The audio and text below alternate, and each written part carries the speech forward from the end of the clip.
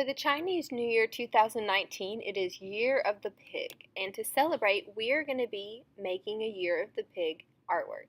And before we get started, we are going to take our time in our sketchbooks to sketch out 3 different variations of how we want our pig to look like. Think about what kind of emotions your pig might be having. How do you want your pig to feel? Once you're done with that, you're going to lightly draw your final sketch onto the larger paper. Take your time and erase the lines that you don't like when you're done. You want to add a horizon line through the middle, and you need to add a pattern to either the top or the bottom of the horizon line. If you want to add an additional thing such as the year or another accessory that might go along with the attitude that your pig is going to have for the year, then you can do that as well.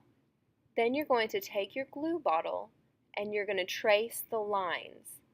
Every glue bottle might be a little different. I'm not sure. My glue came out a little bit fast and I had to kind of quickly go so it wouldn't pool and make a large wad of glue at one particular spot. But just go for it. Don't worry about it being perfect. It's not going to be perfect. Tracing lines with glue is not something you can do perfectly. So just try it. It's something new. Have fun with it. And I will show you, if you make a really bad mistake, what you can do to fix it. For the pattern on the bottom, I didn't want to take up too much time drawing it all out with pencil because I knew it would just repeat. So after I got the basic idea down with pencil, I just used the glue bottle to freehand it across the rest of the page.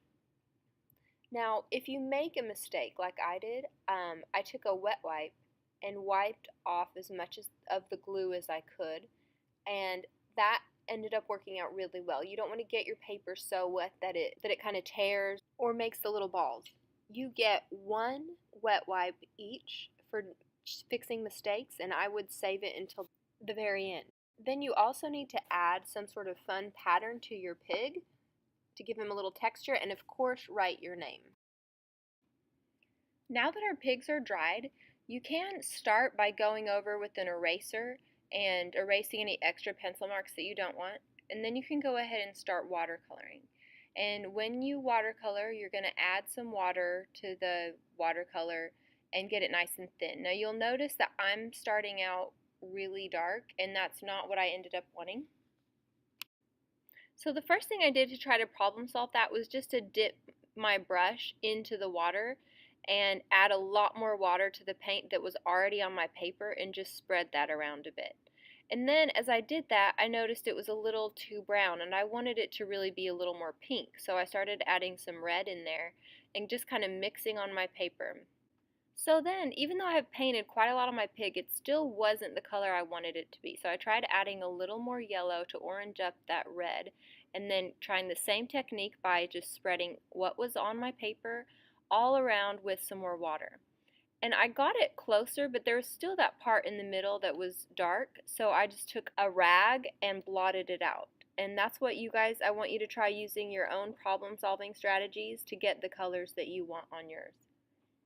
Now, red and yellow are 2 important colors, red and gold, in Chinese New Year.